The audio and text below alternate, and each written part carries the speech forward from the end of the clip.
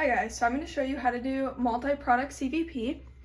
So you might remember from the previous video when you would calculate how many units of a product you need to sell in order to reach a target profit, you would take the fixed costs plus what profit you want,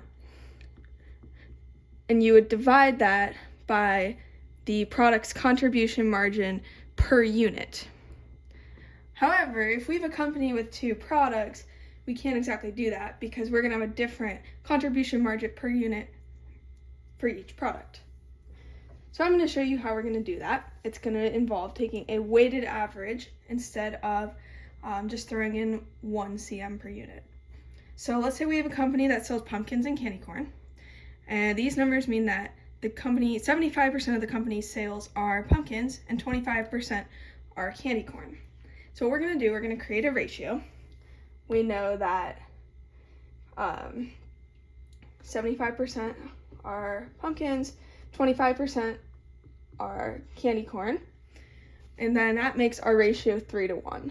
And that's because based on these numbers, we know that of every 4 products they sell, 3 are pumpkins and 1 are candy corn, because 25% is candy corn and 75% is pumpkins.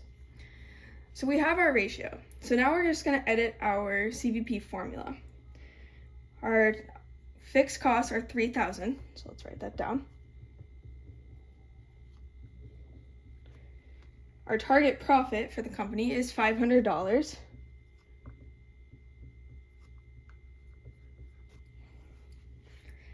And that will make up our numerator like normal.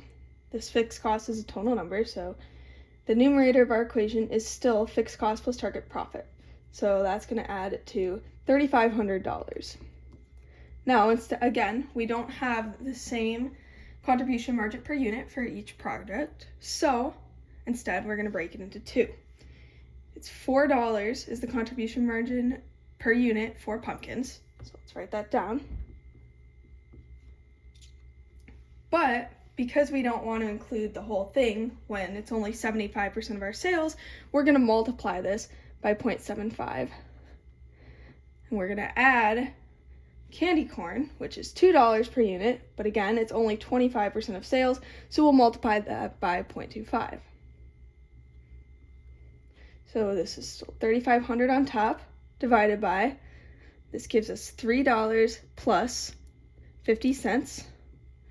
So $3,500 on the top over $350 on the bottom. When we divide this out, it is going to tell us that we need 1,000 units produced in order to hit our target profit of $500. But this just gives us the total units. So what do we do if we want to know how many for each one? Well, that's simple. We go back to our ratio and our percentages. We know that for every 3 units pumpkins, there's going to be 1 candy corn. So we're just going to multiply this by 0.75 to get the number of pumpkins, which is 750 units. And the same for candy corn.